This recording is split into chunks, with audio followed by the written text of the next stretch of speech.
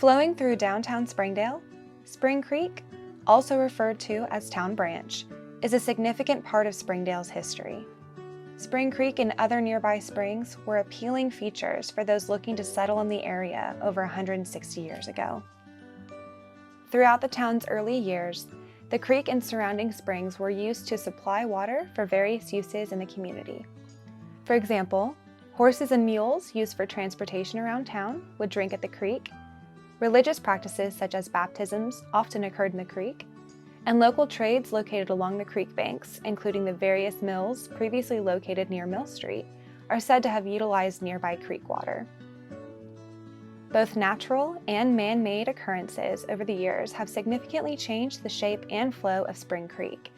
In its time, the creek's water has flowed along, under, and even through roads and businesses in the downtown area. Flooding during times of heavy rainfall was a common occurrence. To better control the flow of water through downtown, Spring Creek was partially channeled and covered during the urban renewal development in the 1960s and 70s. In more recent years, downtown revitalization has invited additional changes to the appearance of Spring Creek. In order to offer an additional place for community activity in the downtown area, as well as highlight downtown Springdale's unique landscape, Spring Creek once again flows uncovered downtown near features such as Walter Turnbow Park, Shiloh Square, and the Razorback Greenway.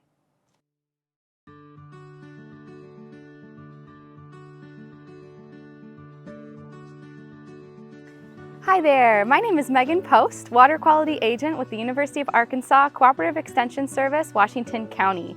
Today we are at the beautiful Spring Creek, right in front of Shiloh Museum. Spring Creek flows into the Osage Creek, which then flows into the Illinois River. And today we're going to be focusing on watersheds. A watershed is an area of land that drains into a particular body of water. And today we're going to be focusing on different types of pollutants that may enter our watersheds.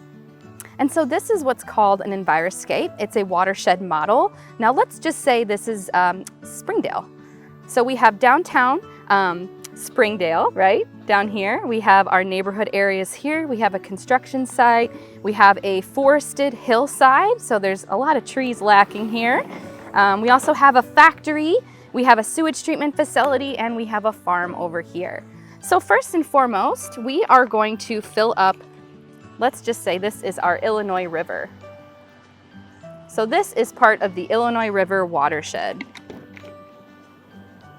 Different types of pollutants that can enter our bodies of water include litter. Now these sprinkles are going to demonstrate litter. Litter is a type of non-point source pollution. These types of pollutants can come and enter our bodies of water from a variety of different sources. For instance, litter can come from the backs of trucks, from the storm drains, or from people's backyards. All storm drains in Northwest Arkansas will lead to a creek or another body of water, if not a drainage ditch. So it's really important to keep litter off of our streets for that reason in particular. The other type of pollution is called point source pollution, and these are demonstrated on our enviroscape here as a factory, how they have an outlet pipe that might send some pollutants down into the stream. We also have our sewage treatment facility right here that treats water from our homes and our businesses, and then once that water gets treated, it sends it right out into a creek, which can lead to the Illinois River here. So, other types of non-point source pollution can be fertilizer. Now, if improperly sprayed fertilizer on our lawns, let's say that we sprayed it during the wrong time of day and we sprayed it right before a rainfall, this can impact our streams by putting too many nutrients into our waterways. Now, this fertilizer can go right down the storm drain and into our beautiful Illinois River. We also have a hillside here that has been impacted by erosion. All of this brown is just sediment. And so sometimes that sediment can cause these excess nutrients to wash down from erosion right into our creeks. I'm also gonna spray some sediment here. This pepper simulates sediment washing down from our eroded hillside there. We have a construction site right here, and I'm gonna also spray some pepper that simulates sediment that will can eventually run down our driveway and maybe into our storm drain. Sedimentation is the biggest form of non-point source pollution in the state and in the country. Another form of non-point source pollution is pesticides. So we're just gonna spray some pesticides. So we got red Kool-Aid here to imitate that into our farm field.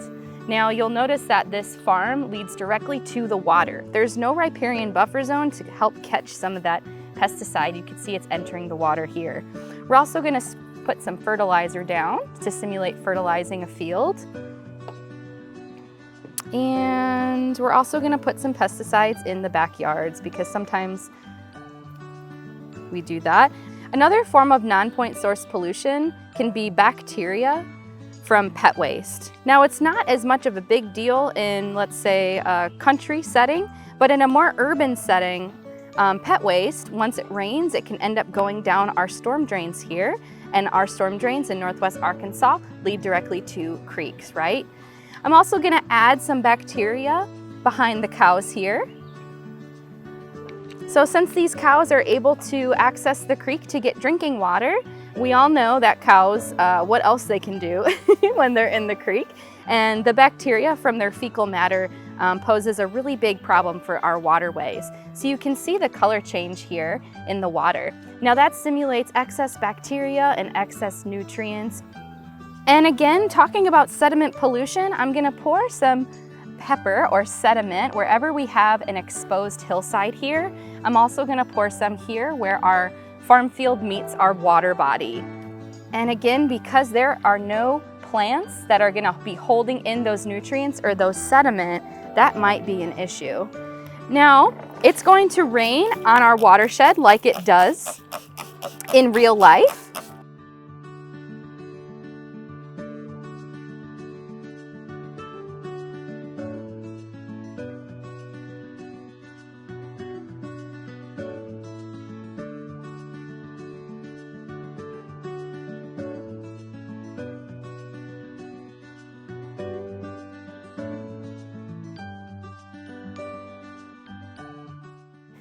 As you can see, the water has exposed some of the non-point source pollutants that are entering our water body. Remember, this is the Illinois River. Now pretend this is Spring Creek, the one that's right behind us. Spring Creek eventually flows into the Illinois River via the Osage Creek.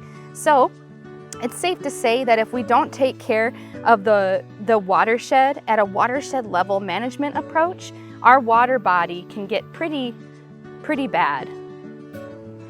Now that we've shown the different types of non-point and point source pollutants, Jane is now going to talk about what we can do to fix it. So you just heard from Megan, who works with me at the University of Arkansas System Division of Agriculture Cooperative Extension Service, and my name is Jane Maginot, and I've been working with stormwater for about 12 years now in the area of Northwest Arkansas.